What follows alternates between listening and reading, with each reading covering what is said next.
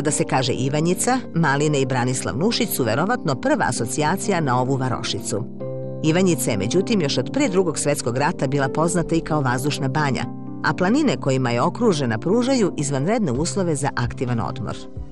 Ova varošica nalazi se na reci Moravici, 35 km nizvodno od njenog izvora u vrletima Javora.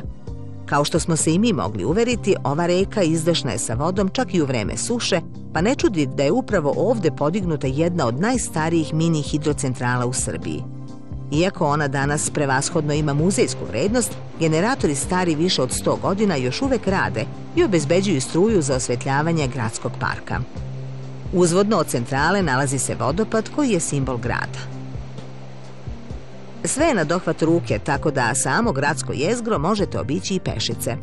Sa prvim mrakom u baštama kafića i restorana na Kozou traži se mesto više. Sam grad ne oskudeva ni kvalitetnim smeštajem. Hotel Park jedan je od ekskluzivnijih u zapadnoj Srbiji. Pored prijatnog restorana sa pogledom na gradski park i kafea, nudi vam i mogućnost kupanja u zatvorenom bazenu.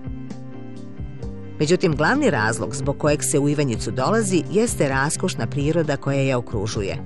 Krećemo zato putem ka Sjenici do Javora, ne bismo li posetili selo Kušiće.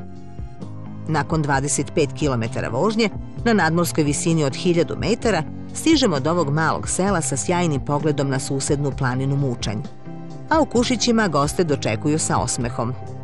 Bilo da odaberete renovirani hotel Javor ili sobe vile Angelina koja se nalazi preko puta njega, možete produžiti dalje uzbrdo ka najvišem vrhu Javora, u čijoj se blizini, na mestu gde je bila granica sa Turskom carevinom, nalazi spomenik majoru Iliću i njegovim junacima. Vraćamo se sa Javora i penjemo na Mučanj, gde selo Katići predstavlja dostojnu alternativu Kušićima za odmor na planini. Obišli smo pansion Obradović, radoznali da saznamo čime je ovo domaćinstvo zaslužilo nagradu Turistički cvet. Nismo dugo bili u nedoumici. Uz kvalitetan smeštaj sa bazenom, Obradovići su za svoje goste uredili i staze zdravlja po šumama u okolini sela, a korišćenje planinskih bicikala je besplatno.